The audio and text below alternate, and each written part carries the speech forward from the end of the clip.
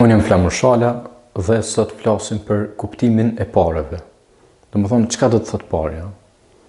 Për me trajtu këtë temë, duhem me këqy mas pari 3 funksione kryesore të pareve dhe pastaj i him 3 skenareve dhe duke i krahasuar, do më thonë, ato 3 skenare, e ke ma lehtë me kuptu se çka do më thonë parja.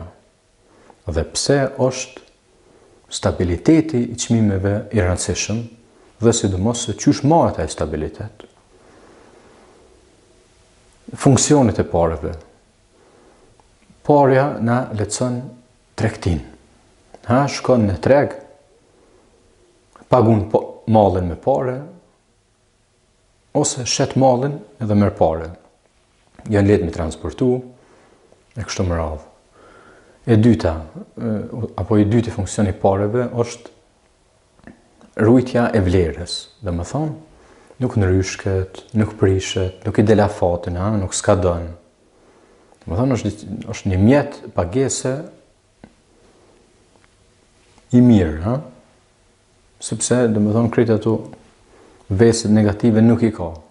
Për pare kanë pagu për shembull me dele, ose vjen dikush pagun me naj mall, për shembull, pagun me çka po di me djath. Është problem se mundet më prish, po këtë temë e kthyer në tjetër video. Dhe na lehtëson kalkulimet. Do të thonë me mat vlerën e ndonjë malli është më lehtë nëse flasim me pare, nëse thonë ai ka vlerën 30, 70, 100 euro, më shumë më pak. Ose thojmë, ka 10% më shumë vlerë. Të një di ma, nëse është baza 90 euro, është 99. Na bjen ma lehtë me kalkulu.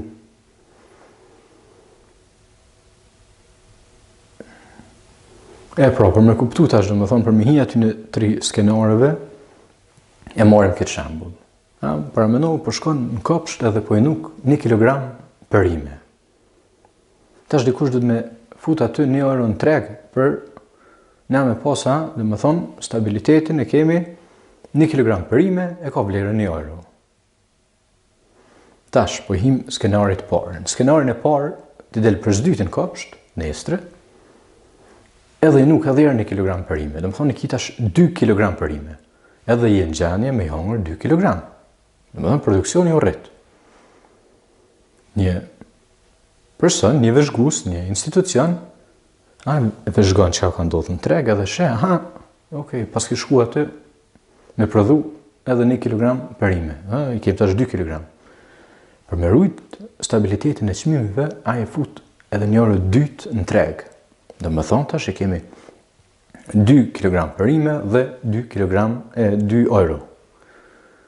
2 pjestu për 2, po bjen ala, dhe më thonë, çmimi i 1 kilogram perimeve po rrinë, te 1 euro.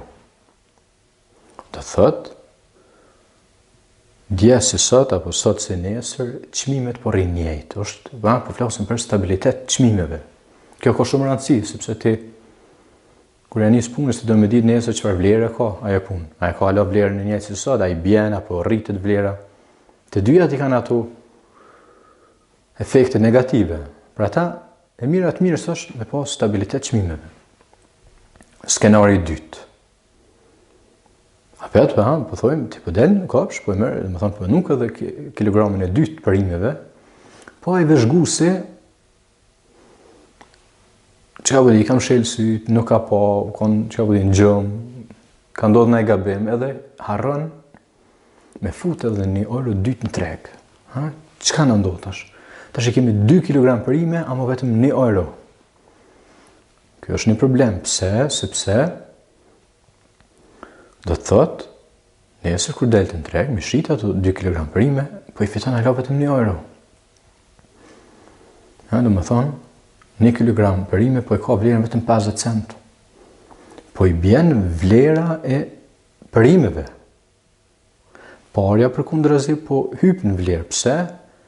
Dje, a i së orë me 1 euro, në treg, ka mujtë me bli vetëm 1 kg perime, sot po i blen 2 kg perime me 1 euro.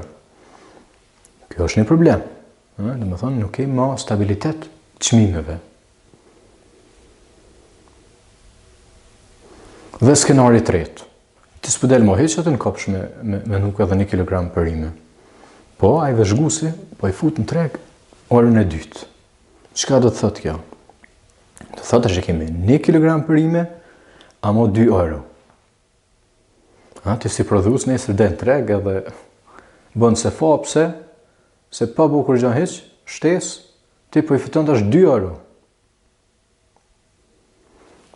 Në anën e kundërt, ai dje se u orën treg me blej perime, ai tash në që pagu vetëm 1 euro, po i pagun 2 euro për njëjtën kilogram perime. Po, është kjo thirret mashtrimi vetvetes. Pse se në përgjithësi nuk kemi prodhu më shumë, nuk kemi më shumë për me hongër. Thjesht kemi shty pare. Edhe ai është një problem, se në skenarin e dytë, ku prodhoj më shumë, ama nuk futi më shumë pare në treg, 2 skenare, skenari 2 dhe 3, janë problematik. Për ekonomin, për makroekonomin, janë probleme shumë të mëdha. Për ata, stabiliteti i çmimeve është shumë e rëndësishme. Na lehtëson tregtinë, prej A në B, po edhe tregtinë kohore. Sot po merr diçka, nesër ka njëjtën vlerë, na lehtëson punën kjo, para më ngri çmimi ose më ra çmimi. Të dyja rastet janë problematik. Edhe gjithmonë këshire prej 2 pikpamjeve. Ti si producent, po edhe ti si blerës. Çdo herë me dalë në 2 anë të kontratës për me kuptu çfarë efekte ka ajo. Se njerë bjen mirë, po në tjetër anë po të bjen keq. Skenarin e tretë, po të bjen keq, ty, po në tjetër anë ati po i bjen mirë. Dhe me thonë, nëse nuk del mirë për të dyja palët, ajo s'ka me pas stabilitet, nuk ka aty afat gjatësie.